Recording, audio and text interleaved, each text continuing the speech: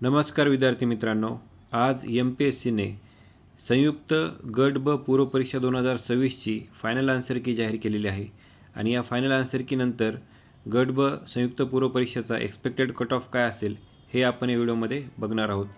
Final answer कीचा screenshot मी तर दिलेलाच आहे. ज्या विद्यार्थ्यांनी आपला स्कोअर काढला नसेल त्यांनी स्कोअर काढून घ्या.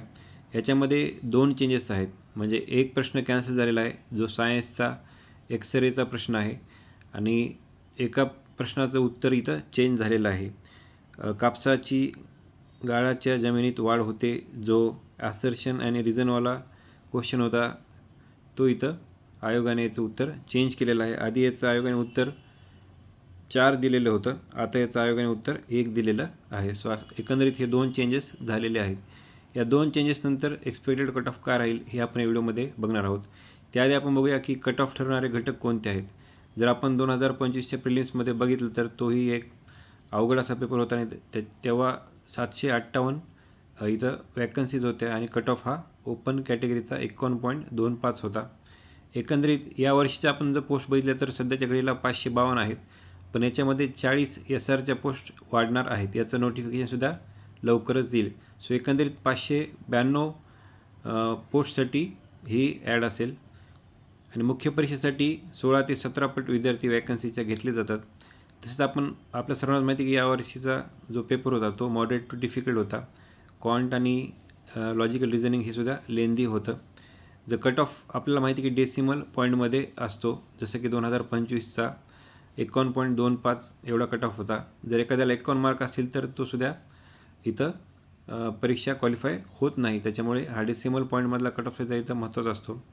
आणि फायनल आन्सर कीमध्ये 2 बदल झालेले आहेत. आपण आताच बघितलं. याच्यामध्ये एक क्वेश्चन कॅन्सल झालेला आहे एक्सरेचा आणि एक ॲसर्शन आणि रिझनमधला एक त्याचं उत्तर बदललेलं आहे. असं 2 चेंजेस झाले आहेत. त्याच्यामुळे काही विद्यार्थ्यांचे इथं मार्क कमी झाले असतील, काही विद्यार्थ्यांचे इथं मार्क वाढल्याची सुद्धा शक्यता आहे. मुख्य परीक्षेआधी जागा वाढण्याची शक्यता सध्याच्या घडीला फक्त SRच्या 40 जागा वाढण्याची शक्यता आहे आणि एकंदरीत टोटल पोस्ट ह्या 592 होतील. सो याच्यानुसार जर आपण एक्सपेक्टेड कट ऑफ बघितला तर ओपन जनरल कॅटेगरीसाठी हा एक्सपेक्टेड कट ऑफ आहे 48 ते 50.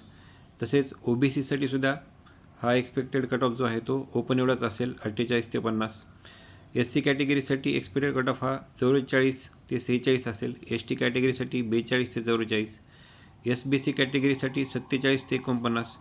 VJAसाठी ओपन एवढाच असेल 48 ते 50. NTCसाठी सुद्धा ओपन एवढाच 48 ते 50 आणि NTDसाठी सुद्धा 48 ते 50 हा सुद्धा ओपन एवढा असेल. NTBचा एक्सपेक्टेड कट ऑफ हा 47 ते 49मध्ये असेल आणि EWSचा 42 ते 45मध्ये कट ऑफ लागण्याची इथं शक्यता आहे. तसेच आपण फिमेल कॅटेगरीचं बघितलं तर तो जनरलपेक्षा 2-3 मार्क्सनी कमी लागतो. म्हणजे ओपनचा आपण एक्सपेक्टेड कट ऑफ 48 ते 50 आपण म्हटलेलं आहे. त्याच्यानुसार जर फिमेलचा कट ऑफ बघितला तर तो 45 ते 47 राहील. SC कॅटेगरीच्या फिमेलचा कट ऑफ हा 41 ते 44मध्ये राहील आणि ST कॅटेगरीच्या फिमेलचा कट ऑफ 38 ते 40 राहील. एकंदरीत सर्व कॅटेगरीच्या फिमेलचा कट ऑफ असाच लागेल, म्हणजे जनरलपेक्षा 2 ते 3 मार्काने कमी.